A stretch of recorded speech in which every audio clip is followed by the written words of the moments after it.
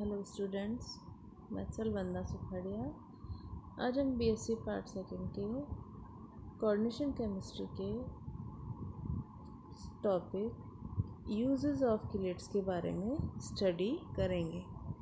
इससे पहले वाली क्लास में हमने देखा था कि किलेट्स क्या होते हैं, उनकी डेफिनेशन, उनके टाइप्स, और आज हम डायरेक्टली जाएंगे कि uses of किलेट्स in medical practice. यानी कि जब कोई किलेट का मेनली यूज़ यह है कि यह क्या करता है कि यह एक मेटल पॉइजनिंग होता है। इसका यूज़ हम डायरेक्टली मेटल पॉइजनिंग में कर सकते हैं, क्योंकि ये क्या करता है कि कोई भी टॉक्सिक मेटल होगा उसको बाइंड कर लेता है, किससे, अपने जो अलग अलग वो किलेशन के थ्रू जो इसकी से जो एक्टिव साइट्स होते हैं उनसे मेटल को बाउंड कर लेता है, और वह मेटल फिर उतनी ज़्यादा रिएक्टिव नहीं हो पाती और लिविंग ऑर्गेनिज्म को उतना हार्मफुल नहीं रह पाती। ये इसका मेन यूज़ है। जैसे ईडीटीए है, ईडीटीए का हम प्रैक्टिकल थ्योरी में प्रैक्टिकली भी स्टडी करते हैं कि ये कॉपर या कुछ ऐसे हार्डनेस को उसमें बाउंड कर लेती है, जिससे वह अपना एक्टिवली किसी भी रिएक्शन में पार्टिसिपेट मेटल आयन नहीं कर पाता। नेक्स्ट है, chelating agents are also employed as extractant in industrial and laboratory separation of metal. मतलब कि किलेटिंग एजेंट्स का यूज़ हम लैब में क्या कर सकते हैं, किसी भी मिक्सचर में से मेटल को सेपरेट करने में कर सकते हैं, और metal ion buffer and indicators in analytical chemistry, यानी इंडिकेटर्स के रूप में भी हम इसका प्रयोग कर सकते हैं। जैसे कि आपके प्रैक्टिकल में भी आएगा, ईडीटीए हार्डनेस ऑफ वाटर वाला एक एक्सपेरिमेंट है, उसमें आप देखेंगे कि किस तरह से पॉलीडेंटेट लिगेंड एक कॉम्प्लेक्स आयन बना लेता है और वह मेटल को सेपरेट कर देता है। Many commercial dyes and number of biological substance, कई डाइज में भी यह शामिल होता है।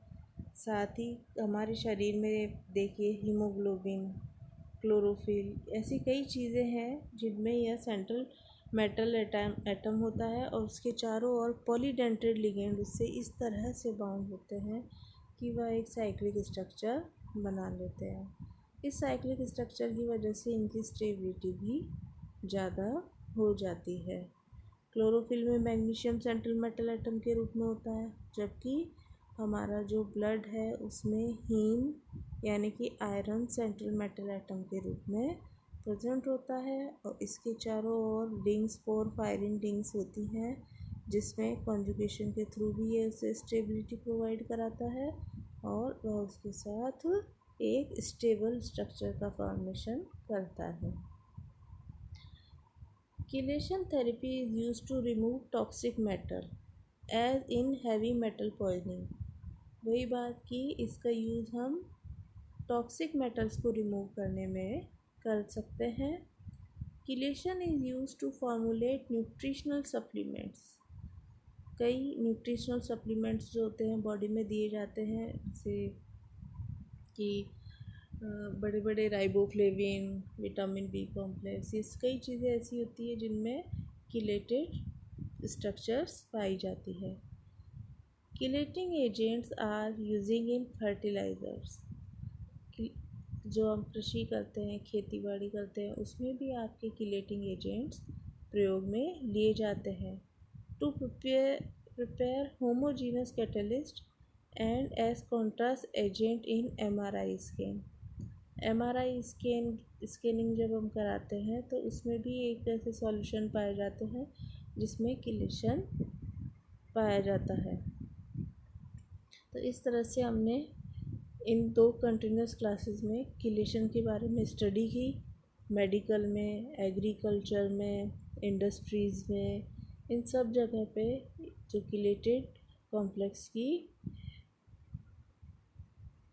स्टडी होती है और इनका यूज़ किया जाता है।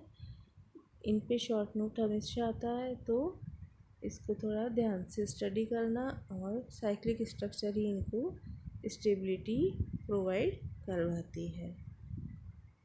Okay, thank you.